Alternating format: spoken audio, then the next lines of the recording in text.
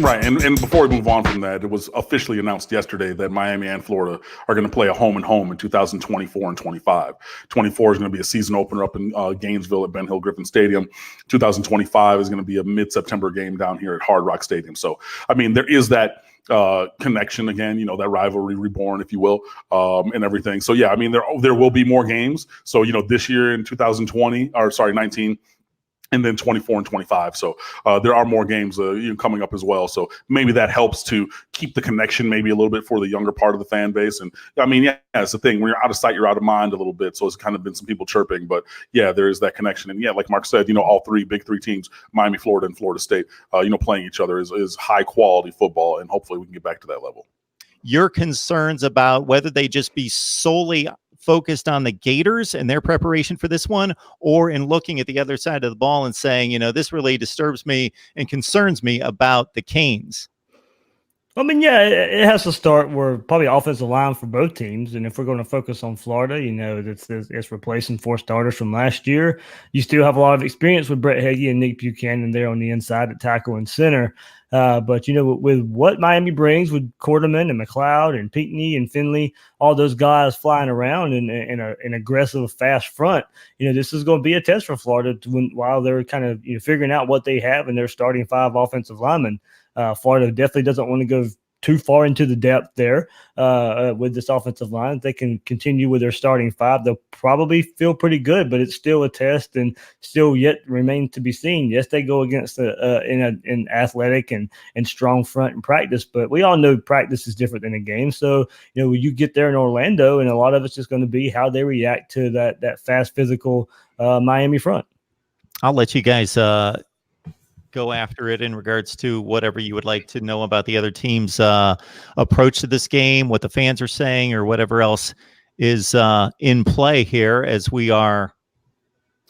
I mean, I'll start it off with, and I said this on here a couple of weeks ago, the player that concerns me on the Florida offense is Kadarius Toney, just because he has speed and he has wiggle both together. How do you expect like Florida to use him during the game? And then conversely, is there a player similarly on Miami's offense that maybe gives you a little bit of concern?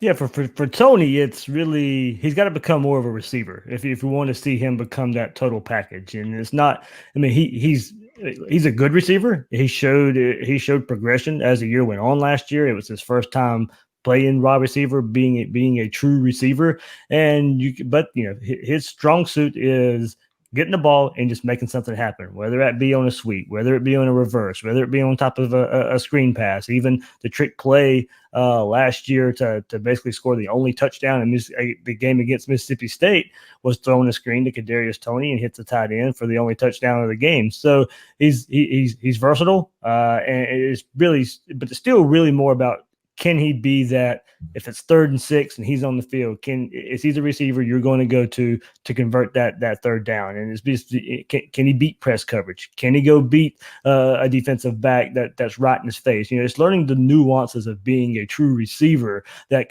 where Kadarius Toney can take the next step.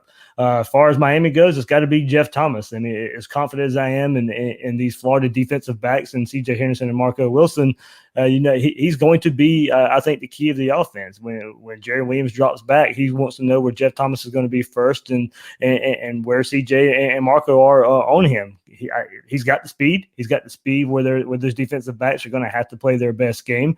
And with Florida, and they're going to be on the island. And the way Todd Grantham plays and the aggressive nature of his defense, and that front seven is going to be blitzing from left, right, center, 2 guys to the right, 2 guys to the left, however you want to describe Todd Grantham doing it. Mm-hmm. He's going to trust those guys to cover Jeff Thomas, and so that's going to be the matchup where Marco Wilson coming back from injury, and talking to Chad Wilson and his dad, he's felt confident in how he's progressing with that injury. And C.J. Henderson has plenty of accolades to go behind his name, but you still got to go play. And that's one athlete on the field that where, whoever it is, Marco or C.J., are going to have to play their best.